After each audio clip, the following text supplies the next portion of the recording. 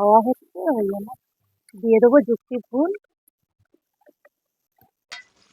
এবার ভেজে রাখা মাছ দিয়ে দেবো।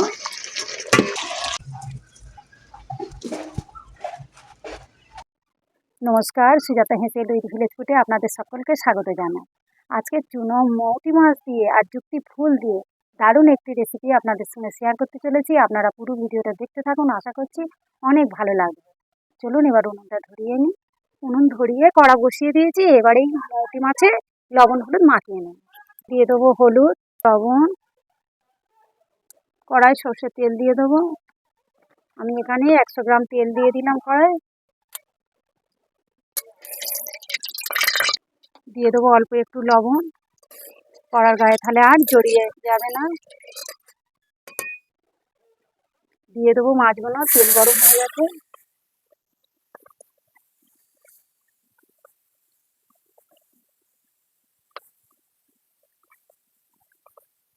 খাওয়া হচ্ছে ওই জন্য মাছগুলো খুব সুন্দর করে ভেজে নিয়েছি। মাছগুলো আমার ভাজা হয়ে গেছে, এবার তুলে নেব।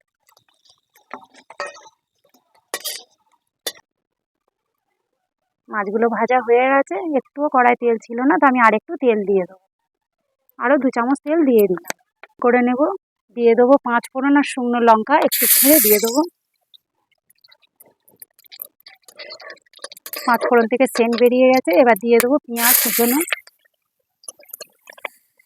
পেঁয়াজটা একটু ভালো করে ভেজে নেব। পেঁয়াজটা একটু লাল রং এসে গেলে দিয়ে দেবো আলু। টুকরো টুকরো করে কেটে রাখা আলু আর বেগুন ভালো করে ভেজে নেব।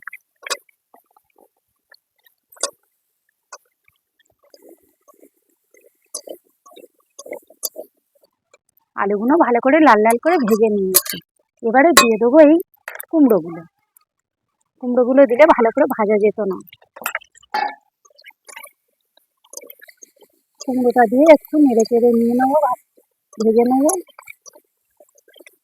কুমড়োগুলোও ভালো করে আলুর সাথে ভালো করে ভেজে নিয়েছি। এবার দিয়ে দেবো ডাঁটা, দিয়ে দেবো যুক্তি ফুল,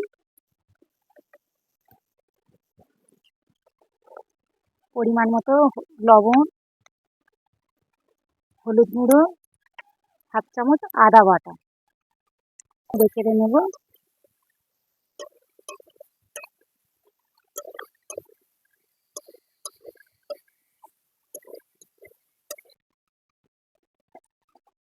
এবার দিয়ে দেবো আমি 1/2 চামচ চন্দনী আর 1/2 চামচ জিরে, 1 চামচ এখানে বেটে নিয়েছি, দিয়ে দেবো। আর আমি এখানে শুকনো লঙ্কা বাটা দিলাম 1 চামচ। এবার ঝালটা আপনাদের প্রয়োজন মতো দেবেন। এখানে দিয়ে দেবো একটু মশলার বাটি ধোয়া জল।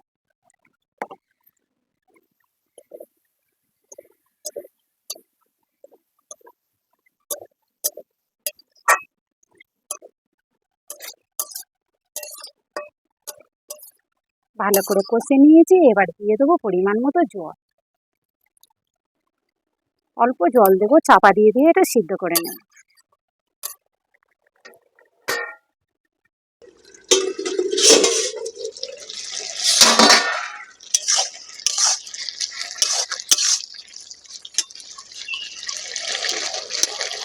আলু কুমড়ো সব সিদ্ধ হয়ে গেছে। এবার মাছগুলো দিয়ে দেবো। এবার ভেজে রাখা মাছ দিয়ে দেবো। সামান্য স্বাদটা ব্যালেন্সের জন্য সামান্য একটু চিনির দানা দেবো। মাছগুলো দিয়েছি। এবার ওপর থেকে একটু সর্ষের তেল দিয়ে দেবো, দিয়ে ভালো করে মিশিয়ে নেব।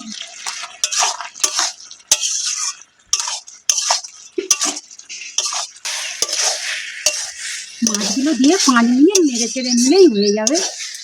এই যে যুক্তি ফুলের চচ্চড়ি হয়ে গেছে, আমি এবার নামিয়ে নেব।